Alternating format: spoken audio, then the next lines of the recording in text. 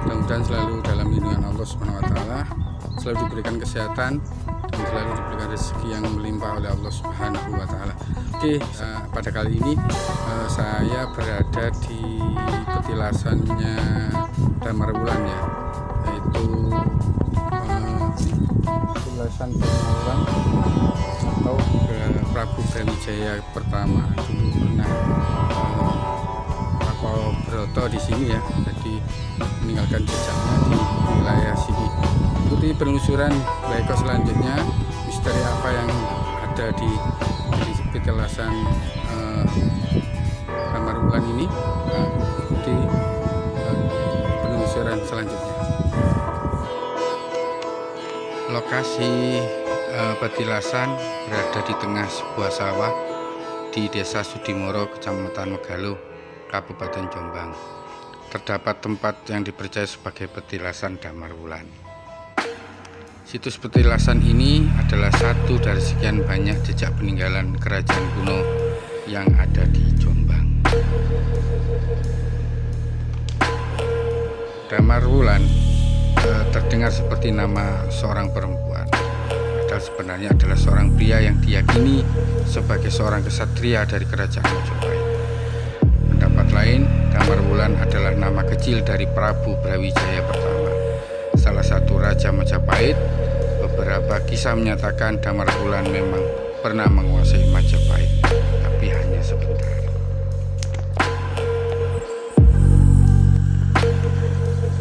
Cerita Damar Wulan sendiri hanya bukti artefak dan tidak ada bukti autentik yang paling bisa dipercaya tentang keberadaan Damar Wulan selain sebuah naskah kuno berupa serat Damar Wulan yang ditulis pada tahun 1815. Majapahit hidup di era 1300 sampai 1500-an.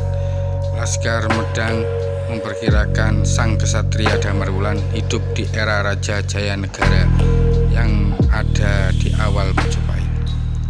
Para peneliti sejarah dan kesusastraan kuno masih mengeksplorasi serat Damar Wulan untuk menggali lebih dalam lagi kisah daripada sang kesatria.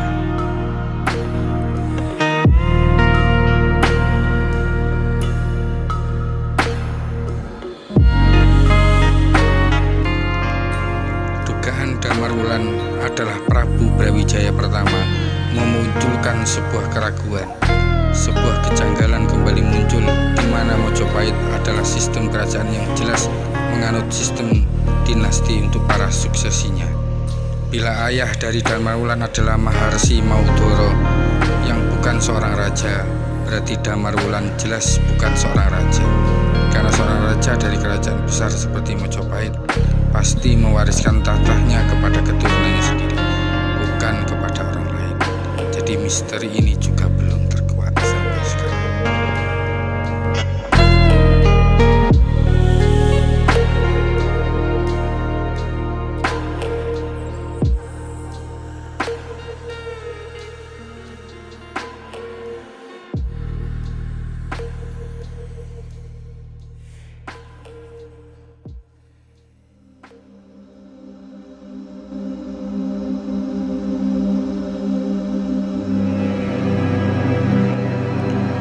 Di samping petilasan Damar Wulan adalah petilasan dari Maharsi Maudoro. Maharsi Maudoro ini adalah ayahanda daripada Damar Wulan. Petilasannya bersebelah dengan petilasan Damar Wulan.